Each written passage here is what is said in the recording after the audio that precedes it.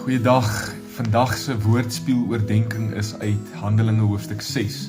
Ek lees vir jou Handelinge 6 vers 1 tot 7. Naarmate die aantal gelowiges steeds toegeneem het, het daar klagtes gekom. Die Griekssprekendes het gekla oor die daaglikse verspreiding van kos aan hulle wederweres. Hulle het beweer dat die Aramees-sprekendes hulle afskeep. Die 12 roep toe al die gelowiges bymekaar en sê vir hulle: Ons as apostels behoort ons besig te hou met die verkondiging van die woord van God, nie met die verspreiding van kos nie. Medegelowiges, kies 7 mans onder julle wat daarvoor bekend is dat hulle vol van die Heilige Gees is en wysheid het. Ons sal hulle dan vir hierdie bediening aanstel.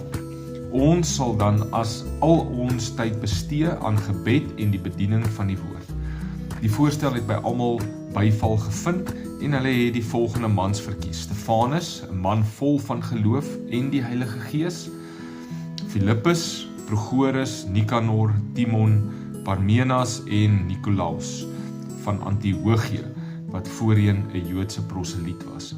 Hierdie 7 is aan die apostels voorgestel en die het vir hulle gebid en hulle die hande opgelê om hulle vir hulle taak toe te rus. So hierdie is seker een van die mooiste en kragtigste gedeeltes in die skrif oor die hart en die denke van die vroeë kerk van Jesus.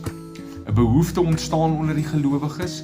Die kos wat vir die weduwees uitgedeel word, word nie reg versprei nie.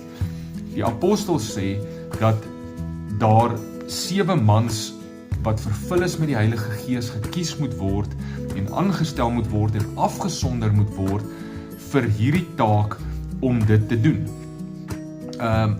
Hulle doen dit en dan lees ons in vers 7 dat die woord van God het toegeneem en die getal van die disippels het drasties vermeerder. Een beginsel hieruit is dat elkeen van hierdie gelowiges hulle rolle verstaan het. Die apostels het geweet wat hulle moet doen, dat hulle moet bid, tyd in gebed spandeer en tyd om die woord te verkondig. Hierdie 7 het geweet hulle moet sorg dat die kos reg versprei word. En almal het geweet dat hulle van die goeie nuus moet getuig. Niemand was jaloers op iemand anders nie. Niemand wou ander een se rol oorvat of met neergekyk op iemand anders se rol nie. Elkeen was getrou met sy taak gewees en so het die werk op so 'n manier voortgegaan dat die koninkryk vooruit gegaan het. Die woord het versprei. Mag dit ook so wees van ons vandag, dat elke liewe persoon in die gemeente sal besef wat sy of haar rol is en dat elkeen van ons getrou sal wees in die uitleef van daardie rol. Elke een van ons rolle is belangrik. Dit gaan nie oor posisie nie, dit gaan oor funksie en ons het almal nodig om gevul met die Heilige Gees voort te gaan en ons rol in die liggaam van Christus uit te leef. En mag ons mekaar eer daarvoor, mag ons mekaar respekteer daarvoor en mag ons ook elkeen verantwoordelik wees in die uitleef van daardie rol. Want dan gaan die koninkryk van God wen en die woord gaan versprei, soos wat ons hiervan lees. Kom ons bid saam.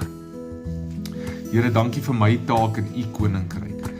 Ek sal dit wat u van my verwag aangryp en tot die beste van my vermoë doen. Mag dit bydra tot die radikale vermeerdering van u woord en die uitbreiding van u koninkryk. Amen. Mag jy 'n wonderlike dag hê.